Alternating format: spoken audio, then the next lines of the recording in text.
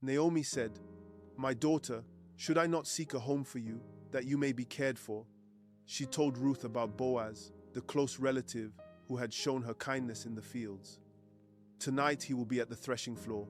Wash, put on your best clothes, and go there." Ruth followed Naomi's advice. She washed and made herself ready for what lay ahead. She dressed in her finest dress, her heart steady, though she did not know what would happen. Naomi held Ruth's hands and said, "Do whatever he tells you. The Lord will guide you." And so Ruth set out under the night sky, her steps steady, though her heart raced. She reached the threshing floor and saw Boaz eating and drinking with his men. She waited until he lay down to rest. The night was still, and her moment had come. Ruth waited, her heart beating fast. As the night grew darker and quieter, carefully, she moved closer, step by step, toward the place where Boaz lay. She uncovered his feet, just as Naomi had told her, and lay down quietly nearby. The night was silent. Ruth lay at his feet, waiting for what would happen next. Suddenly, Boaz woke and turned. Startled, he found a woman lying at his feet. "Who are you?" Boaz asked, his voice firm but gentle in the quiet night. She replied, "I am Ruth.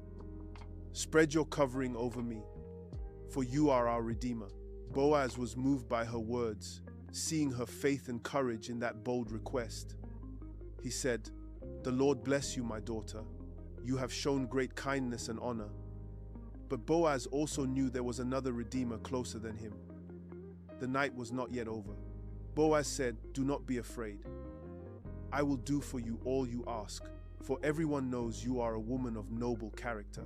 But there is another Redeemer nearer than I. Wait here, and in the morning I will settle the matter."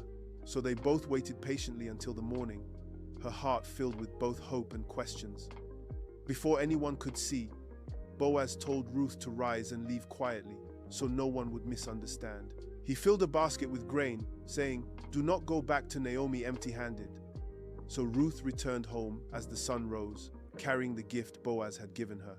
When Naomi saw Ruth returning, her face lit up with joy and hope. Ruth told Naomi all that Boaz had done, showing her the grain he had given.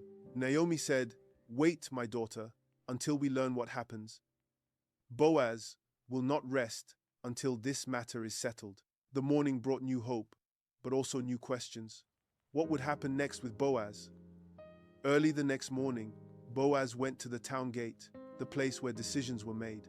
He called the elders to sit with him, witnesses for what was about to take place. Then the other Redeemer came by, and Boaz invited him to sit with the elders. Boaz explained how Naomi was selling land that had belonged to her husband. The man replied quickly, "I will redeem it." The crowd stirred with surprise. Boaz explained how Naomi was selling land that had belonged to her husband. The man answered, "Then I cannot redeem it, for it might endanger my own estate." And so he removed his sandal, confirming that Boaz could redeem Ruth. Boaz declared before the elders, "You are witnesses this day that I will redeem Ruth." The people blessed Boaz, saying, "May the Lord make Ruth like Rachel and Leah, who built Israel." Soon Bethlehem prepared for a wedding unlike any other, filled with joy and blessing. Ruth, once a foreigner and widow, now walked with dignity into her new beginning. The elders blessed them, asking God to make their home fruitful and strong. The feast was filled with music, laughter, and dancing as the people rejoiced. Naomi stood beside Ruth, no longer empty, but full of joy at God's kindness. In time, the Lord blessed Ruth with a son, and Naomi held him with delight. The women said, "Praise be to the Lord, who has not left Naomi without a redeemer today." They named him Obed. He became the grandfather of David, the great king of Israel. The story that began with loss and sorrow was now filled with new life and hope. And through their loyalty and faith, God wrote a story that would change generations. The people rejoiced, seeing how God had restored Naomi and blessed Ruth. The child grew in love, cared for by Ruth, guided by Boaz, and cherished by Naomi. The women said, "Naomi has a son, and they praised God together with glad hearts. That child, Obed, would grow to become the grandfather of King David. From their story came David, the shepherd, then the great king who led Israel with courage and faith.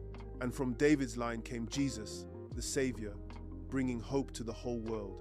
What began with sorrow became joy, because loyalty and faith never go unnoticed by God.